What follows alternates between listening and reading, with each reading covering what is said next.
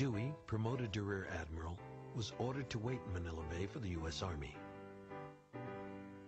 To secure the aid of Filipino insurgents, Dewey sent a ship from his fleet to Hong Kong to pick up Emilio Aguinaldo, the exiled leader of the Philippine Revolution. Dewey welcomed Aguinaldo aboard his flagship in Manila Bay. Dewey gave him the honors of a general of the revolution. They met in the battleship Olympia, and I think Aguinaldo had developed the idea that while the Filipinos would like to be independent, they needed the protection of the United States, because at that time you have the German interest in the area, French interests, also United Kingdom. Later on, Aguinaldo wrote in his memoirs that Dewey made promises to support the revolution, but there was one thing wrong, and that was there was no written promise made. Aguinaldo wanted to get a promise, but Dewey said, "My word is stronger than the most strongly written statement there is." I think if I were going to put myself in the shoes of Aguinaldo, being really naive, you know, he was just a simple general in the Philippines. So he took the word of these Americans as, you know, accepted it as true. Aguinaldo returned to his family's mansion in Cavite, just southwest of Manila, to devise with his generals a strategy to defeat the Spanish. Compatriots, divine providence is about to place independence within our reach. The Americans have extended their protecting mantle to our beloved country, now that they have severed relations with Spain, owing to the tyranny that nation is exercising in Cuba. The American fleet will prevent any reinforcements coming from Spain.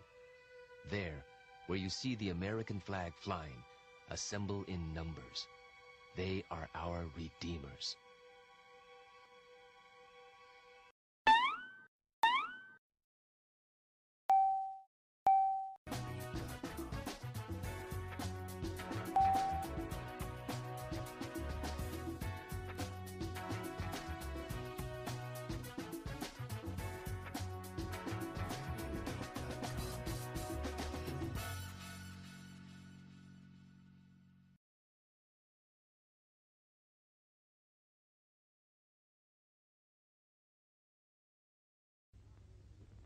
The Japanese invasion of the Philippines was conducted on schedule. The first landing was made on December 8th. And during the 2 weeks following, beachheads were successfully secured at 6 points in the archipelago. The Nipponese assault troops had been well prepared for this kind of campaign. On Luzon, the principal island, the strategy called for the forces which had landed at several points to drive toward Manila and seize that objective. The main strength in that push was provided by the assault group which invaded the island at Lingayen Gulf, 110 miles from Manila, across central Luzon. By Christmas, Japanese invasions had been made at 9 points in the Philippines, and the campaign to seize control of this important strategic area was well underway. After a thorough softening up process, the invaders pressed onward toward Manila, and what they hoped would be a quick victory on Luzon.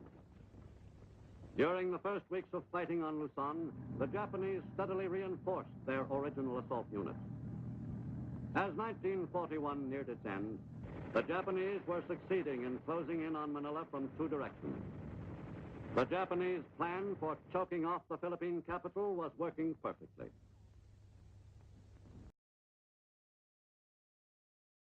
This was the first serious battle fought by the Filipino scouts in the Bataan campaign.